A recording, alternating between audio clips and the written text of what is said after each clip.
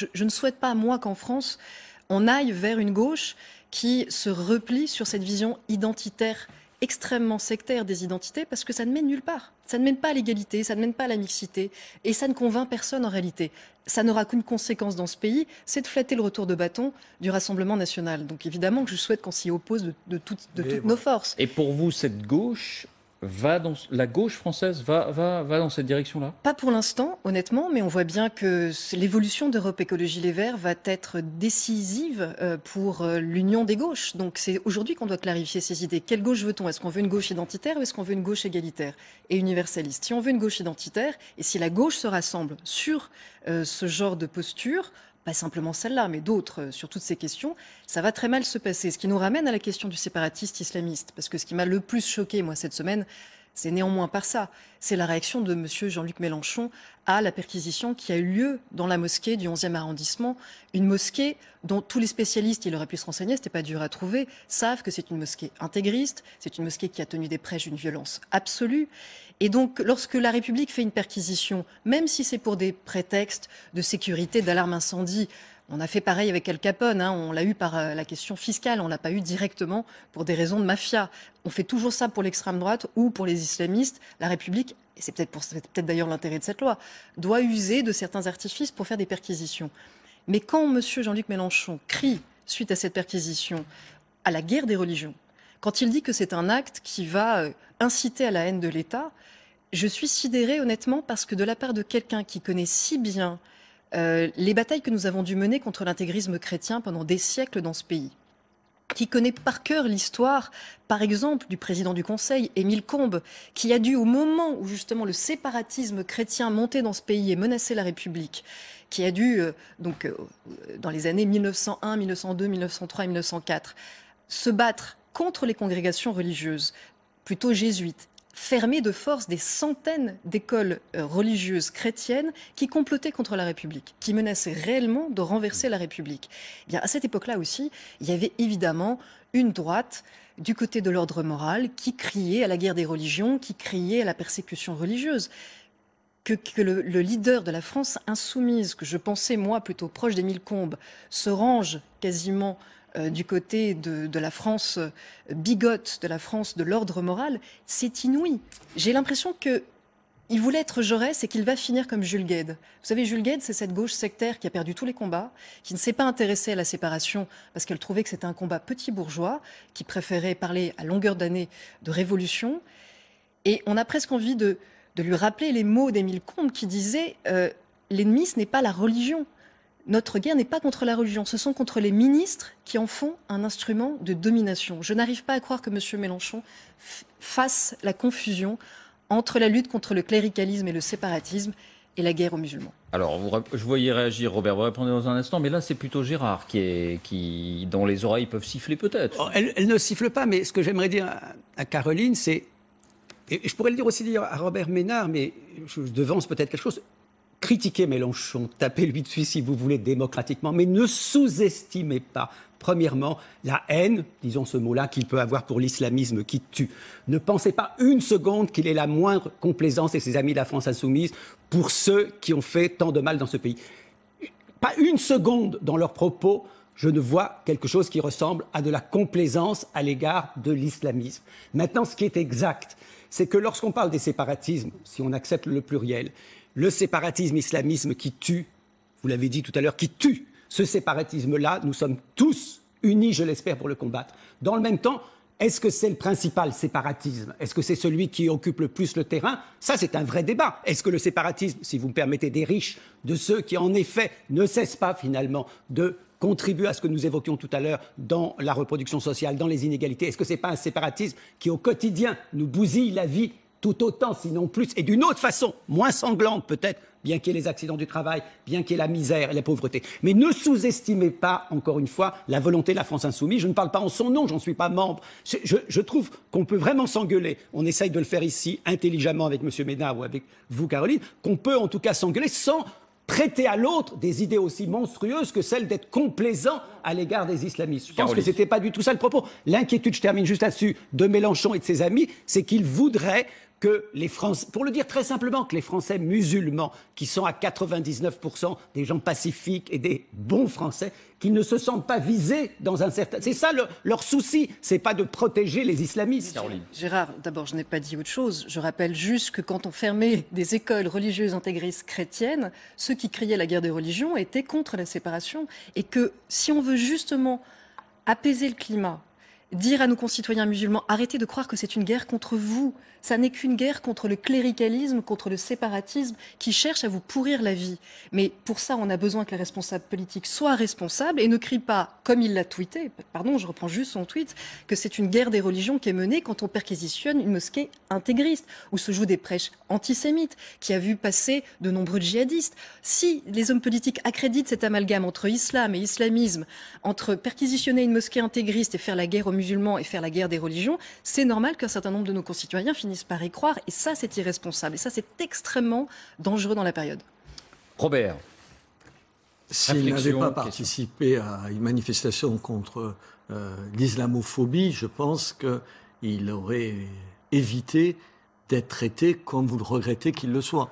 Je pense qu'aujourd'hui, dans une partie de la gauche radicale, il y a une tentation qui est une tentation, proche des indigénistes, proche de ces courants-là.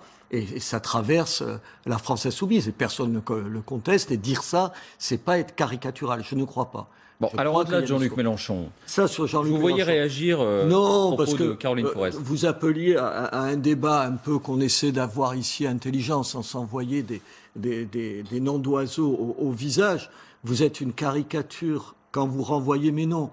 Je veux dire, vous pouvez dire plein de choses sur ce que vous appelez l'extrême droite, mais dans une même phrase, dire en gros, il y a l'extrême droite et les islamistes et tout, c'est juste, je m'attendais, non, je m'attends plus d'ailleurs, à de votre part un tout petit peu plus de nuances. Je crois, oui, aujourd'hui, que les gens qui tuent, c'est les islamistes. Pardon de vous le répéter, madame, et je ne suis pas au Rassemblement national, comme vous n'êtes pas la France insoumise, et je ne crois pas que ce soit le Rassemblement national qui menace la France aujourd'hui. Moi, et au-delà de ça, non, je pense que c'est stupide. Vous aidez rien du tout et vous aidez pas surtout à ce qu'on pose les vraies questions et qu'on essaye ensemble de trouver des réponses. Réponse peut-être de Caroline.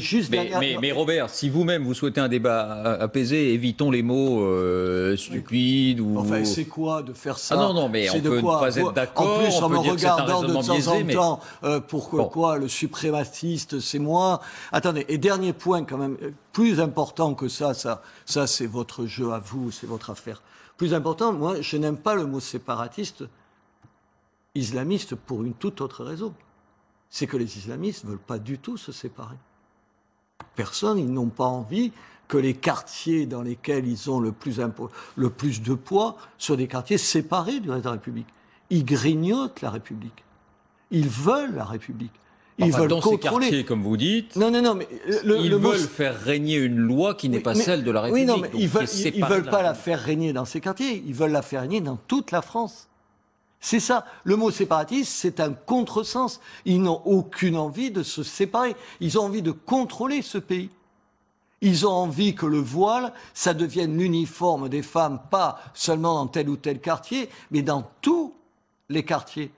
Ils ne veulent pas simplement qu'un certain nombre de règles de la charia soient appliquées dans des écoles de tel ou tel quartier, mais dans toutes les écoles. Mais disons que voilà, ce mot séparatisme, on peut dire qu'il répond un peu, vous savez, à ce livre au début des années 2000, les territoires perdus de la République, autrement dit des territoires qui ne sont plus tout à fait dans la République, donc qui sont séparés de la République. Mais aujourd'hui, ça enterre l'idée, ça nie l'idée qu'il y a... Un esprit de conquête pour vous. Mais bien sûr, un esprit de conquête et de prosélytisme, c'est évident.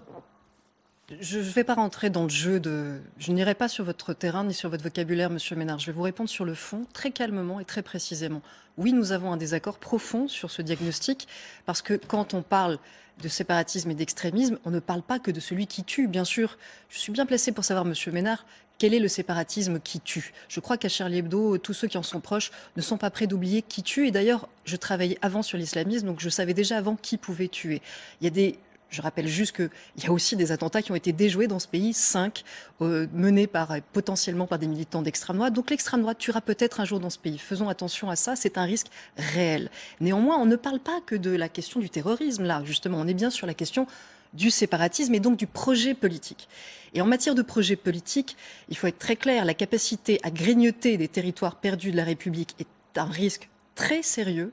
Les islamistes sont en train de pourrir la vie de certains quartiers.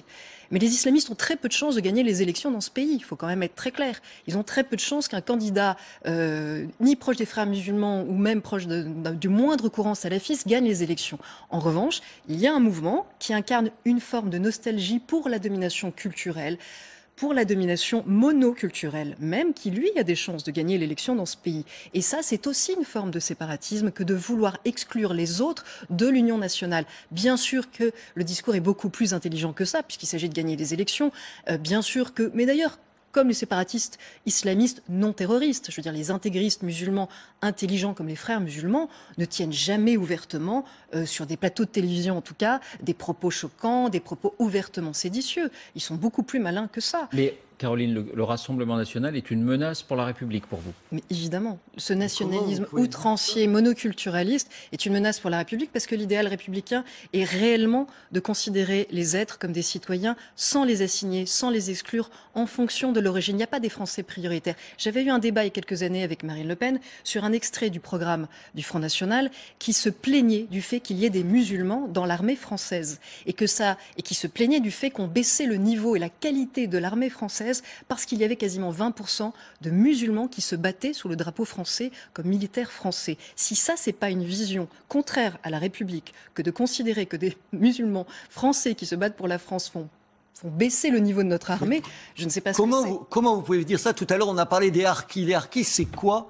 Mais quel est le rapport avec le rapport du programme du Front National? Ils étaient militaires et musulmans. Oui. Personne n'a pensé un instant, mais c'est vos fantasmes. Sous la colonisation, monsieur Ménard. Mais enfin, vous rigolez. Non, c'est pas mes fantasmes. Attendez, qu'est-ce que vous croyez, madame, qu'on assigne? Mais oui, mais non. Le programme du Front National, monsieur Ménard, il est disponible. Vous dites des horreurs. Allez-y, je dis des horreurs. Vous les diriez calmement quoi? Je dis des horreurs. Oui, vous dites des horreurs. Vous pensez vraiment que des gens comme moi, on assigne un certain nombre de gens dans ce qu'ils sont essentiellement. Je vous parle d'un extrait de programme d'un parti politique, monsieur Ménard, attendez, non, madame, dont de façon très commode, vous vous tenez à distance quand ça vous arrange et que vous utilisez quand ça vous convient.